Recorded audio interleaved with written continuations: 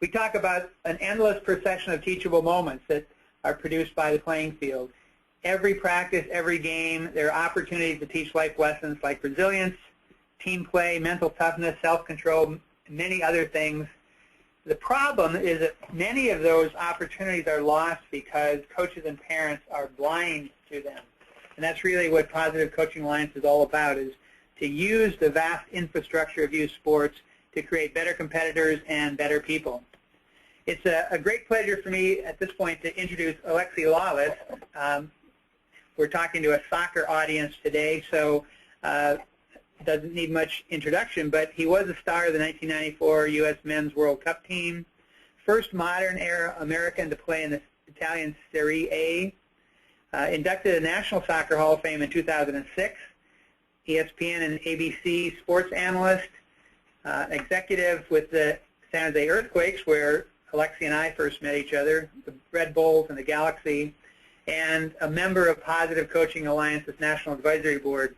At the bottom of your screen is a URL for responsiblesports.com, which is a website that Liberty Mutual Insurance and Positive Coaching Alliance work together on.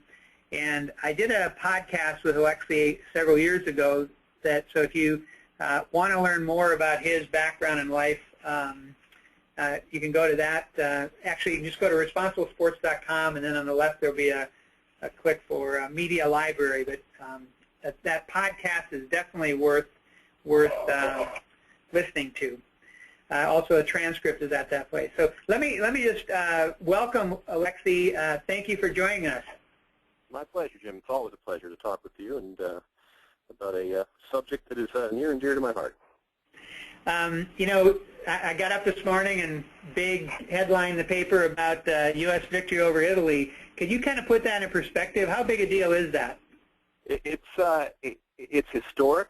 It should be celebrated.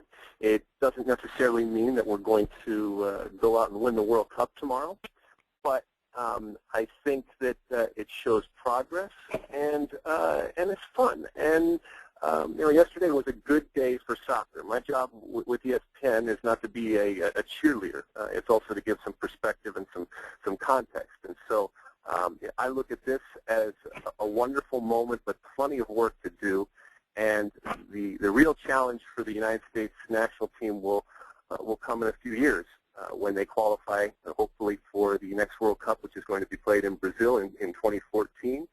And that's where the real pressure mounts, and that's where I know more than anybody you can change your life individually and as a team. That's great. Thinking about American soccer versus international, one of the knocks on American soccer is that it's overly structured, too coach controlled, and kids don't develop necessarily the creativity they need. And also part of that is fear of making a mistake. Could you comment on the importance of giving kids creativity, fear of making mistakes, if there are differences in the United States and other parts of the world? Yeah, I mean, when we talk about soccer, we're always talking about developing a style, and sometimes we try to force it, and because we're late to the game in comparison to countries around the world, we always are looking for a shortcut or to implement something that's going on someplace else. And the reality is that there is a history and there is a culture in the United States when it comes to soccer. It's very different than a Brazil or an Argentina or a Germany or an Italy or anywhere else for that matter. And that's okay because it ultimately needs to reflect your nation and your culture. And as you know, ours is very diverse, both in terms of the people here and in terms of the sports that we love to watch and to play. So this is a process. Would we be better if we had more pickup scenarios and street scenarios where kids from a very early age are just outside all day playing and kicking against the wall? Of course, but we also have to be realistic. That's not the type of culture that exists when it comes to soccer. Now, it's starting to change as soccer becomes bigger and more of an option for kids as they grow older, but we still got a long way to go. It doesn't mean that we also can't compete. A lot of talk over the last 24 hours that I've been having on and off the air is once again about this style. Well, I do believe that America has a style, and we're searching for it, but it's always been there. And as we continue to get better as a team, we don't want to ever lose that. And that style does start at a young age. And it does start with mom and dad coaching and orange peels and juice boxes at halftime and youth soccer. The fact is that that's something that I did, and it led, fortunately for me, to a professional career and a life in soccer. There's plenty of kids that do the exact same thing, and that's not necessarily a bad thing. But within that system of youth soccer, we have to figure out a way how to properly train these players and give them the opportunity to express themselves and to be creative. And as you said, not to be afraid to make mistakes. That goes for this sport or any other sport. And sometimes that's difficult in a structured environment. So it's really up to the parents and to the coaches that are responsible for these kids at a very early age to make sure that they create an environment that is conducive. Even if it's structured in terms of every Tuesday and every Wednesday and stuff like that, it can still be free-flowing. Good. Alexi, what influence did your parents have on your development as an athlete? I grew up in going back and forth between Detroit, Michigan, and Athens, Greece. My father's from Greece, and my mother's from Jersey. I grew up playing hockey. I grew up playing a bunch of different sports. My father was a professor, and my mother was a writer. And I'd be lying to you if I told you that they had hopes, dreams, and aspirations of their firstborn growing up to be a professional athlete. It doesn't mean that they weren't proud. But I certainly wasn't, and I look at this in a fortunate way. I wasn't a product of a household that put tremendous amount of pressure for me to not only play but to succeed at soccer. I think they recognized very early on that I was good at sports and that it made me happy. But I will tell you that from an early age, it was very, very important and stressed upon me that playing sports is not a right, and there's other things that you need to do, and I'm so happy that my parents did that because it introduced me to from writing to music, which are things that have played a huge part of my life, and to try other sports. So they were a huge influence in a very different way in terms of my sporting background and my development as an athlete. My parents, when I played well, it was a situation of, we enjoyed watching you play. How's your homework coming? But I never felt that they were unsupportive or not proud of my accomplishments on the field or on the ice or any place in terms of sports. They were not ambivalent about my participation in sports, not for a second. Alexi, there's so much pressure. We see it all the time when we talk with parents around the country on kids to specialize in soccer or whatever sport very early. You actually played high school hockey. You were on a state championship hockey team, and you also played soccer and hockey both at Rutgers and college. I just don't know that many athletes, elite athletes, who play two sports at Division I college. Can you talk about your experience playing two sports and how they fed into each other or not? Yeah, well, you grow up in Detroit, and it's the law that you got to play hockey, and so that's what I did. And I'm one of those kids that started out literally skating on ponds and backyard rinks and doing all that kind of stuff. And it was a function of the culture in Detroit, where when it was cold, I was out skating, and when it warmed up, I needed something to do. And because of my background with my father being Greek and time spent in Athens, Greece, growing up. That was a part of my life, was soccer. Had I just been from Detroit and not had that experience over in Greece, it probably would have been baseball. I was still growing up at a time where soccer really wasn't certainly as big as it was now. But I know for a fact that I benefited as an athlete from being exposed to other sports and competing in other sports. It's not to say that at a certain point players can't decide for themselves that this is a sport that they want to concentrate on full time. But I do believe that there is a benefit from participating in multiple sports. I don't think that it will deter you or hurt you in terms of your progress. And I know times are changing right now, especially when it comes to soccer, where there is so much at stake for the elite soccer player and opportunity for the elite soccer player. And I know parents are concerned with making sure that they get the proper type of environment and training and give them as many opportunities as possible. But I will say that in my particular situation, and I think maybe it's generational, I benefited from playing other sports, and I don't regret it for a second. And I also don't think that it hurt me.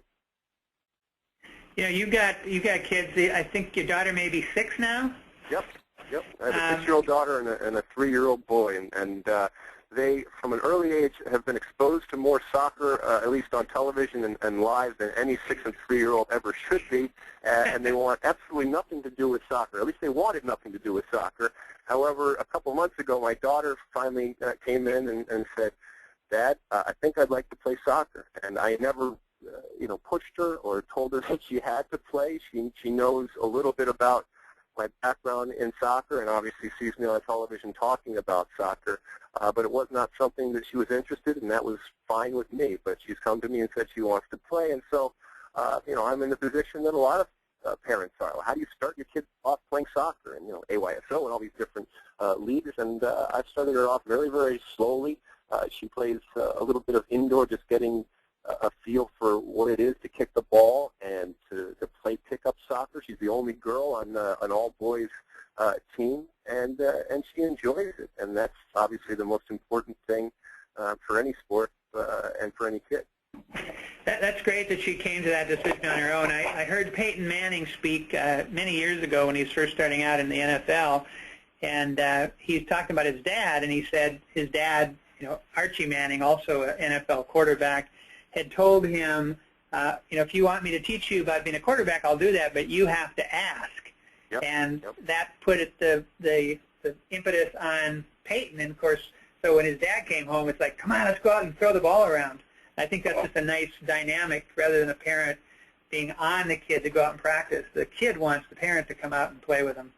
Yeah, I mean, it applies not just to sports, but to a lot of things. I think that in order for you to discover the love of something, and more importantly, to retain the love of something, it has to come to you. And whether that is sports or music or writing or anything that you want to try and are possibly going to be good at, it has to come to you. And it doesn't mean that you don't provide the option and the opportunity for kids growing up. Certainly in my case, and especially given my background in soccer, the last thing that I ever want to do is push them to be involved in a game that they don't want to be, because let's be honest, they're gonna run around with that last name on the back of their jerseys, and it's a difficult enough game anyway, and to put any more pressure on them, I think would be a recipe for disaster. Alexi, I really want to thank you for being with us today, and also for your support of the Positive Coaching Alliance. It's great, and thank you for doing this. Any last thing you'd like to say?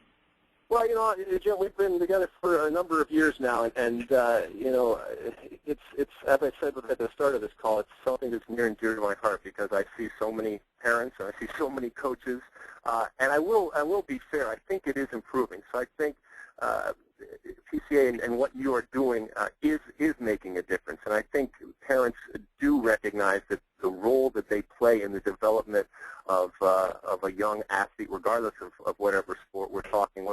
When it comes to soccer, I will tell you that I've played with some of the best players in the world, and it's very, very rare that I have found that the players, even the best players in the world, when you look back, were forced into the game at an early age, and maybe that's something to think about when people have these aspirations of being professional and going on and doing all these wonderful things. Soccer, I believe, would have been part of my life no matter what. At some point, it would have found me, and I'm glad that it did. Well, again, thank you. For everybody out there, again, at the bottom of the slide, you can go to responsiblesports.com and hear a longer podcast interview I did with Alexi a couple of years ago, and it's highly worth doing. Again, thanks a lot, Alexi, and best of luck with everything. My pleasure. So let's talk about the agenda for the rest of the day. We're going to talk about challenges that soccer leaders face, characteristics of great soccer leagues, which in our mind is culture-shaping leaders, double goal coaches, and second goal parents, and we'll talk about what that is. And then as Ripper Hatch, our Director of Partner Development, said at the beginning, we'll take your questions throughout. And some of them may try to answer on the air here, but you'll get an answer via email for all of them. So let me start by talking about the concept of alignment and empowerment. If we look at the slide, I'm going to back up just a little bit. If we look at the first graphic, and the box being an organization, and the arrows within it being the individuals in that organization. This is a typical organization. I would say a typical youth sports organization, which is often run by volunteers.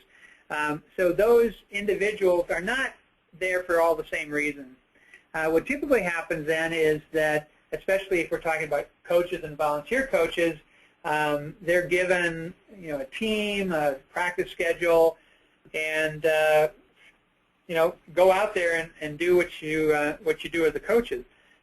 The problem with that is that you don't then get the organization going forward. What you get is different people who have been empowered going in their own different ways. So you may have coaches who are, fired up about win at all cost. They might be concerned about their own kid primarily. You have some who are thinking, wow, I want to have every kid have a great experience and learn life lessons. Now, this is the third one is the ideal, where you as leaders of the organization get people lined up. You make sure that the coaches you have understand what's expected of them. We'll talk about a specific way to do that in a little bit. Now, when you've got everybody lined up, before you empower them, now you empower them, and the only thing missing from that graphic is that there should be exhaust fumes at the back, because when you get people lined up and then you empower them, boom, they go. Great organizations get people aligned before they empower them. So let's talk about leaders and culture shaping. We've broken this down into, first of all, culture. If you go to organizational behavior, business school, etc., there are some very elaborate, detailed definitions of what culture is. We've broken it down to a very simple level, which is culture is the way we do things here. In this soccer club, in this organization, in this family, every organization has a culture. The problem is often the cultures are, especially in volunteer organizations, the cultures can be kind of haphazard, inconsistent. Great organizations and leaders who shape culture know that culture is the way we do things here, and they're very intentional about doing that.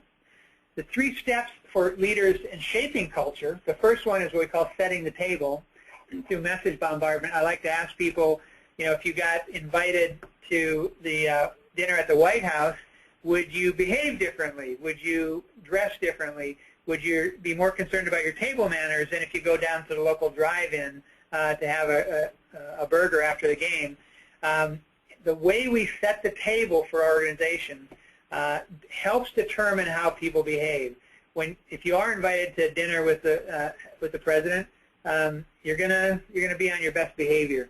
The key idea there is what we call message bombardment, that people need to hear the message over and over again. It's not just enough to start the season and say we want to be an organization that honors the game and then never say that again.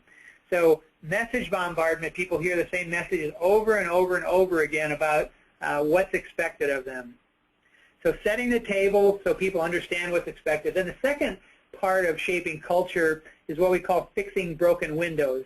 This comes from the broken windows theory of crime fighting. The idea is that, let's say I'm a bad guy and I go into a neighborhood and I'm looking around the neighborhood and I see garbage on the ground, graffiti on the walls, windows are broken and haven't been replaced. I think, wow, I can do my dastardly deeds. I can do my bad business here. I go into another neighborhood. I'm not any better. I'm still the same bad guy. but I look around and I see the lawns are neatly taken care of. There's no garbage on the ground, no graffiti, and I think, well, people here are paying attention, so I need to behave myself. The thing about broken windows is that if you have a broken window and it doesn't get fixed, then the culture starts to degrade. And just as an example, a perfect example of a broken window in youth sports is a parent screaming at an official. If that parent gets away without any consequences at yelling at that official, that the culture begins to degrade at that moment. So we have practical tools in the workshops we do for organization leaders on how you set the table and how you establish consequences so that when there is a broken window, you fix it. The third piece then is structural pillars. There's often a lot of turnover in youth sports organizations, and it's important to build the cultural things that you want, the way you do things, into that organization. So let me stop there, and I think we have a poll question.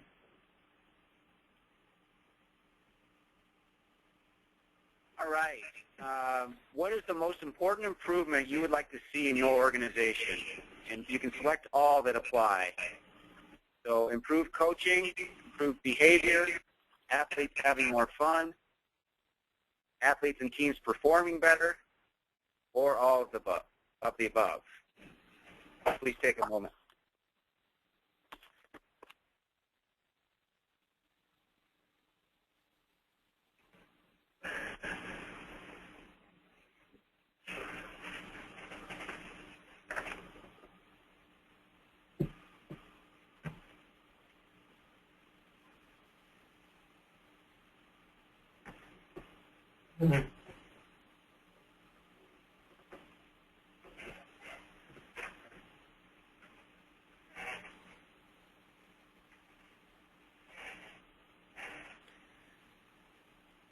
So do we have the results, Ripper? We do. 63% said improved coaching, 43% improved behavior, 40% athletes having more fun, only 28% athletes and teams performing better, and 53% said all of the above. I know that adds up to more than 100%, so I won't try to figure that one out. I think what this shows is how complex it is to run a great soccer organization. I've been both a youth sports coach and I've been on the boards. I've started a youth basketball organization, been on the board of a Little League, and most people, most parents, coaches, athletes just really have no clue how difficult it is to create a really great youth soccer, youth sports program because there's so many things going on there.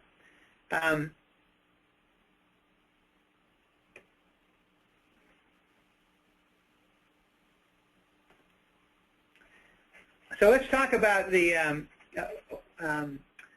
toolkit. The workshops that we do for youth sports organizations, leaders, coaches, and parents, we try to be as practical as we can because we don't want to waste anybody's time. So let me give you just one example of how you can shape culture around to get the kind of coaching you want. We have our model of coaching, obviously, is the double goal coach. First goal of winning on the scoreboard. I tell people around the country, I live in Northern California and I like granola, but actually I'm a pretty competitive guy. Competition is not a bad thing. Competition is important to learn how to do. So that first goal of winning on the scoreboard is important. But even more important is that second goal of using sports to teach life lessons. So how do you get coaches to be double goal coaches who focus on winning, yes, but also on teaching life lessons? Well, the first thing is to have a job description. In most big companies, you go to work, you get a job. There's a job description that tells you what you're supposed to do. I dare say that most youth sports organizations in this country do not have job descriptions to the coaches. It's kind of assumed, well, coach knows how to coach, go out and do it. We provide a job description of what a double goal coach should do in very practical terms, not, hey, be positive, but very practical, specific terms, like use a mistake ritual to help kids get over quickly from making mistakes and focus on the next play. We then have training that, it's just not enough just to give the job description. Then you want to do training for the coaches that is tied to the job description. So everything you ask the coach to do in the job description, he or she learns how to do in the training. Then you have evaluation, and again, we have survey forms for both parents and athletes that again are tied to the job description. So we tell coaches, the leaders that we work with tell coaches, okay, we're gonna survey the parents and players of your team to give you some feedback on how you're doing. Now, a lot of youth sports leaders at that point say, I'm not sure. We got volunteer coaches. I'm not sure I want to do that. But the reality is that if you do give a job description, you do train the coaches to that job description, and you let them know that you're going to evaluate them, typically what you get back from the parents and the athletes is really positive feedback. But let's say you don't get positive feedback. Let's say that you get negative feedback. Let's say you've got a conflict between a parent and a coach. You're not necessarily at that coach's practices all the time. You don't know what the real reality is. Who's right? Is the coach right or is the parent right? You really don't have any data. If you do the evaluations, and we recommend doing them mid-season, not at the end of the season, you've got data. So maybe you have one parent who's upset with the coach, and all the other parents, all the other kids like the coach. That gives you a sense that maybe this is the problem with the parent. On the other hand, if you have 5 or 6 parents who have a problem with the coach, then maybe you need to intervene there, and the surveys give you information about to do that. So job description, train the coaches tied to the job description, let them know you're going to evaluate them, and then an award program so that the coaches who really are outstanding double goal coaches get rewarded. And we encourage people not to give rewards that people can buy, so like a gift certificate to a restaurant, but to give them something they can only get by winning this award, like a hat with Coach of the Year on it, or a jacket, or some kind of clothing, or a plaque that they can put in their office, so that the only way you get this recognition is by being a great double goal coach. Now, this is what we call a virtuous cycle, where things begin to build on themselves. So you've got coaches, you give them a job description that you want to do, that you train them on how to do it, you let them know they're going to be evaluated, and you evaluate them, and then you pick out the ones who are just fantastic, and each year give awards.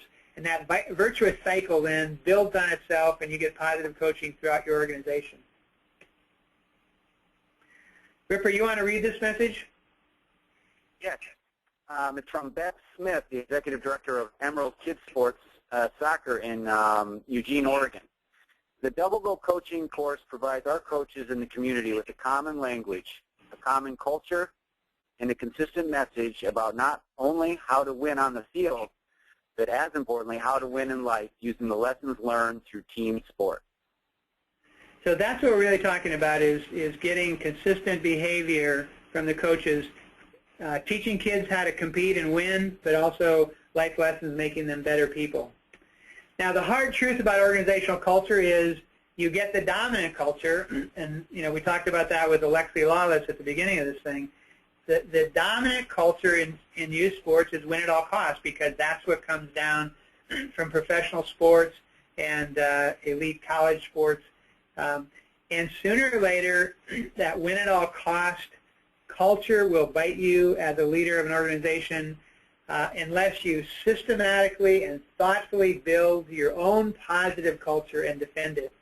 And that's one of the reasons we put so much emphasis with the organizations we work with on doing leadership workshops about organizational cultures, because when you, as a leader of the organization, you get your board members, your leadership team to agree on the culture you want to do and then promote that, that makes a huge difference in the operation of the organization. So we talked about leadership shaping culture. Let's now talk about double goal coaches. The first goal of a double goal coach obviously is to prepare team to win on the scoreboard. Secondly, to use sports to teach life lessons. 98% or more of the time you can do both. That if you, for example, you teach your kids how to set goals, how to make a commitment to that goal, to work hard to achieve it, to monitor their progress, and if the goal is too hard, to kind of moderate the goal. If the goal is too easy, to set a goal that stretches them more. To write those goals down. The research is clear that written goals, people who write their goals down are much more likely to succeed and achieve those goals than people who just kind of have them in their head. Now, if you teach your kids that approach to goal setting, that's going to help them do better on the scoreboard. And it's a life lesson that will help them throughout their life. So we say that double goal coaches want to win. They're highly competitive, but they never sacrifice that second goal for the first goal. So 3 principles of double goal coaching. First, we call the elm tree of mastery, where E stands for effort, L for learning, M for mistakes. This comes from 20 years of research from sports psychology that shows if you focus on mastery as opposed to the scoreboard, you actually win more. Landmark study done by Joan Duda in the 2000 Olympics in Sydney found that athletes who were coached for mastery, which is get better, get better, get better, do your best, actually won more medals than the athletes whose coaches really focused on them winning medals. I already talked about a mistake ritual. Again, in our in our coaching workshops, we give just tons of very practical, ready-to-implement tools. I'm just going to share one here on the elm tree of mastery, E for effort, L for learning, M for bouncing back from mistakes, and that's a mistake ritual. When a kid makes a mistake out on the soccer field, even if there are only 4 or 5 or 10 adults watching the game, he or she can feel like, oh my God, I'm naked out here, the whole world is watching me. Looks at the coach. If the coach is slamming down his clipboard or looking pained, that kid is then going to stay in the past. I made a bad mistake. So we encourage coaches to create a team mistake ritual. We like flushing mistakes. Mistakes stink. What do you do with stinky stuff? You flush it down the toilet. So a kid makes a mistake out on the pitch and turns to you, and you're making a flushing motion with your hand. The player's teammates are saying, don't worry, we'll get it back. Flush it. Next play. In sports psychology, this is called having a short memory, which normally we think good memory is a long memory, but when you make a mistake in a competition, you want to have a short memory. It's gone. You're ready to play. The best players think, well, yeah, I screwed that one up, but that's gone. Now I'm going to get the next one. I'm confident I'm going to get the next one. The second principle then is we call the roots of honoring the game. We talk about honoring the game rather than sportsmanship because we feel like it's more powerful and more meaty. Sportsmanship often seems like don't do something negative, whereas honoring the game is let's do something positive. ROOT stands for respect for the respect for the rules, respect for your opponents. The second O, respect for the officials, respect for your teammates, and S is really the base of the whole thing, respect for yourself. When coaches model and teach honoring the game and really drill this idea into their kids that the roots of honoring the game, rules, opponents, officials, teammates, and self, then kids pick that up because they pick up what the coaches are talking about. One tool here, again, in our workshops, we have lots of tools for honoring the game.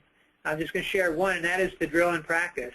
If you expect kids to honor the game in a tense game situation where the official makes an obviously wrong call or another player is playing a little dirty, if you want them to honor the game in a game setting, you need to do that in practice. So one of the things is to set up a little competition, and then you can officiate it and make some really obviously bad calls.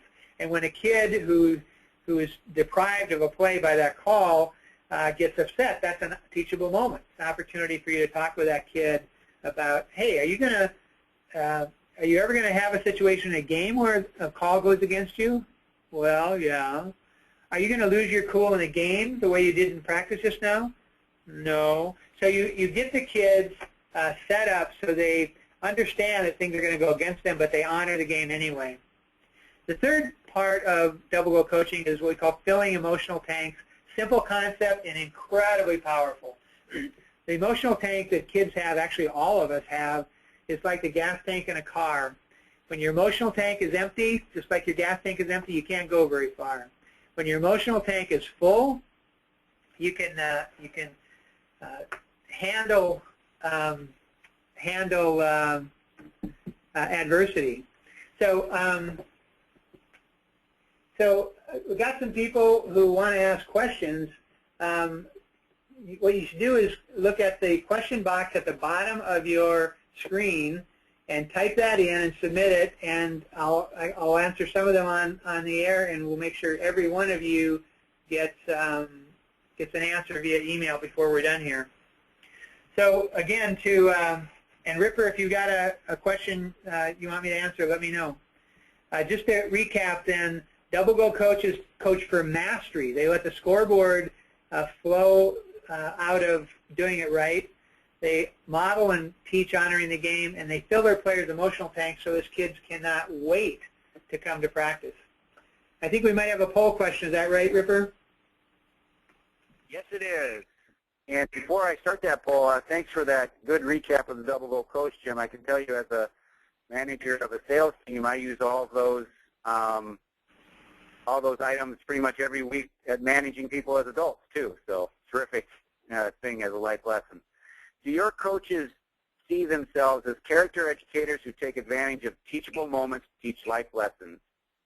Yes, for the most part. Some, but it could be better. No, this is an area to improve.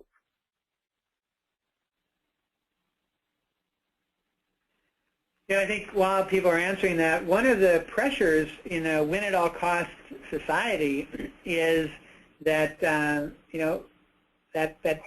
teachable moment where you could teach a life lesson. Sometimes it's like, oh my God, I can't focus on that. I got to win.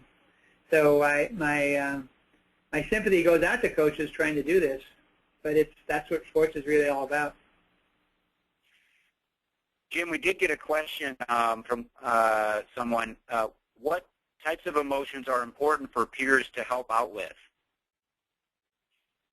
Well, I think we most of the time when we talk about emotional tank, we're talking about something bad happening.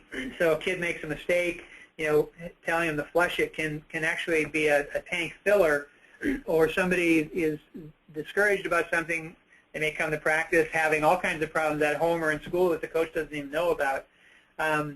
So helping kids, your own teammates, recover from mistakes or bad things that happen.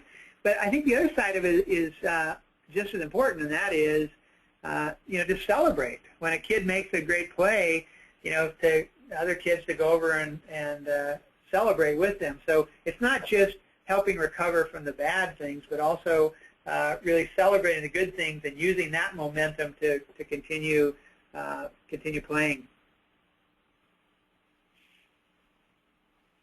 Do we have results? Yeah, we got the results. So 10% said yes, and 68% said some, but could be better, and 22% said no, this is an area to improve. Yeah, I'm not surprised because we do live in a win-at-all-cost culture, and again, that's why PCA exists, is to help coaches see the opportunity they have to be character educators to affect the trajectory of a kid's life, not just as an athlete, but as a person.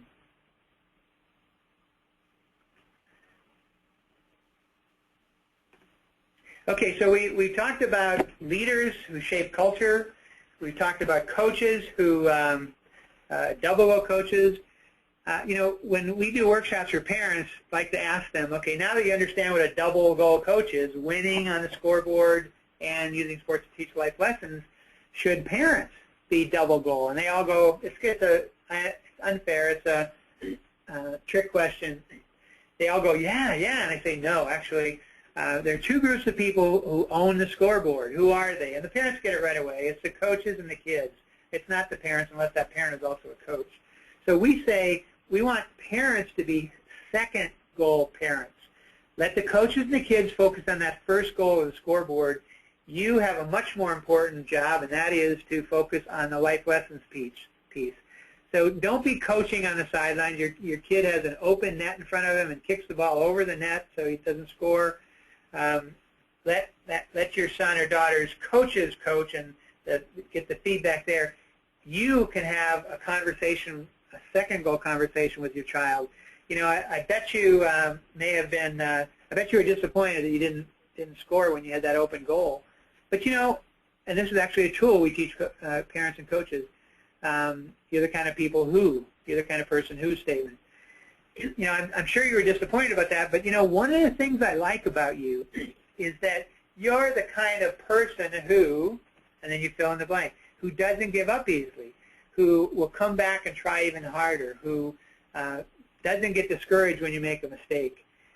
You can have that as a parent, you can have that second goal conversation, and it can make a huge difference in a kid's life. So in our parent workshops, both online and live, we really work with the parents to focus on that second goal. Second, to reinforce the organization. Talk to many, many, many soccer club board members and leaders, and almost always the #1 problem they say they have is parents. So in our workshop for parents, we talk about what parents can do to create a coach-parent partnership where both the coach and the parents are working together to help that kid have a great experience with sports. And then thirdly, for parents to support their child. Very often, you know, a kid makes a great play and the mom or dad are just crazy excited about it. I love what Alexi Lalas said about his parents were happy that he did well in soccer, but it wasn't that important to them. It wasn't like their identity depended on it. Whereas many sports parents now, it's like if your kid doesn't do well. So to give your child unconditional support, we have a really powerful tool that we call Empowering Conversations that helps parents talk so their kids will listen to them and listen so their kids will talk. So this idea of double goal coaches, leaders who shape culture, and then parents who focus on that second goal, when it all comes together, when you get leaders, coaches, parents, and athletes on the same page, there's no more wonderful experience, I think, in the whole world than youth sports. I think we have another poll question, Ripper. Yes. Do you feel you have enough time to spend building your organization's culture? Yes, no, and not sure.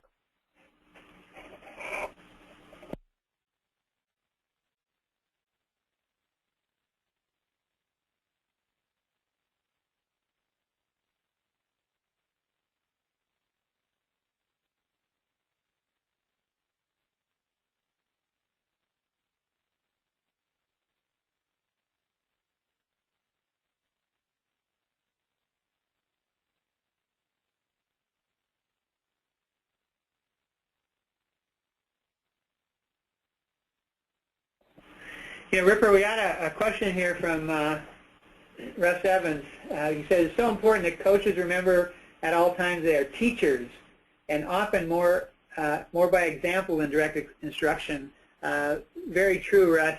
There's an old saying that I just love, which is, I can't hear what you're saying because the way you're acting is so loud.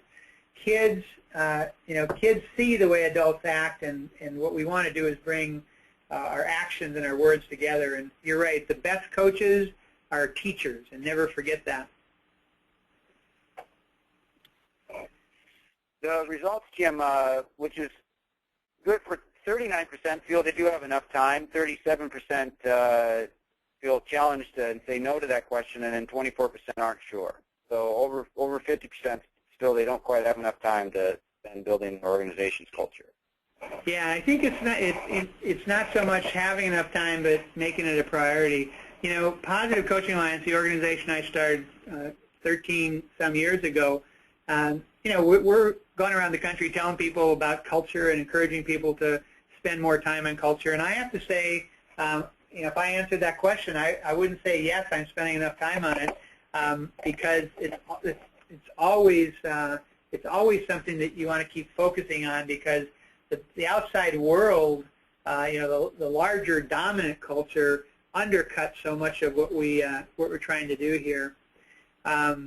So it's not surprising that people said that they could spend more time on it, because it really it's a complicated thing. So, Ripper, thank you for hosting this, and I'm going to turn this over to you to talk about PCA partnerships. And everybody out there, I appreciate your taking the time to listen in to Alexi Lalas and then hear about Positive Coaching Alliance's work with soccer clubs. We'd love to work with you.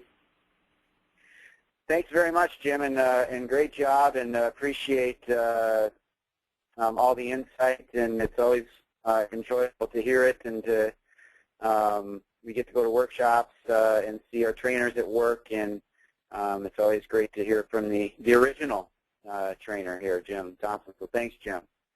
PCA partnerships, it can come in many forms. There's live workshops with dynamic interactive setting with trainers that are specially trained. They go through a rigorous process. We also have online courses, which many of you might have noticed if you were on our website. They have coach courses and parent courses, and we actually have athlete and officials courses online as well. So either of those options for organizations are a tremendous way for them to bring PCA training to their constituencies and change the entire culture of the organization, as Jim mentioned. One thing we definitely like to talk about for our partnerships is that it's more than just the workshop and the 2-hour workshop. It's more than just the online courses. It's the distance learning partnership. It's a full partnership that lasts a year. We have an exclusive partner website that provides tools and resources. This partner website has these tools like, for instance, the coach job description on them. So we've done a lot of the work that can help your organization take these steps to make sure you're changing the culture to the place you want it to be. We have emails that go out that talk about topical subjects. We call them 2-minute drills. We also have our e-talking points that are a week-by-week process for coaches on what to do. They could be things you reference in practice that day, for instance. And so there's a lot of ongoing reinforcement, because training is terrific, but the reinforcement is really what makes it sink in. And beyond that, our partnership managers around the country are there to make sure you're getting the most out of what your partnership entails. Seal of commitment is something we have as an organization where we have partners that are out there that say, we want every one of our coaches to go through PCA training. And with that seal of commitment, there are extra benefits that come along with that. And we have a tremendous number of our partners are actually seal of commitment partners. And some of the tangible benefits of a PCA partnership can include increased retention rates and satisfaction among players, coaches, and officials, the reduced rate of unsportsmanlike incidents, increased participation in coach, parent, and leadership education. And, you know, one that we like to talk about is just there'll be fewer problems for the leaders of your organization, the coaches, and there's just open communication and dialogue after going through these workshops as the culture of your organization starts to shift.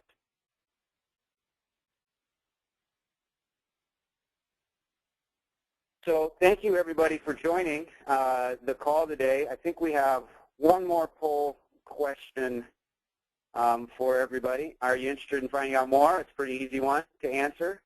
And like I said at the beginning, this poll or this webinar will be online by next week. You'll get an email about that, but also be able to go to our website, positivecoach.org, and check that out.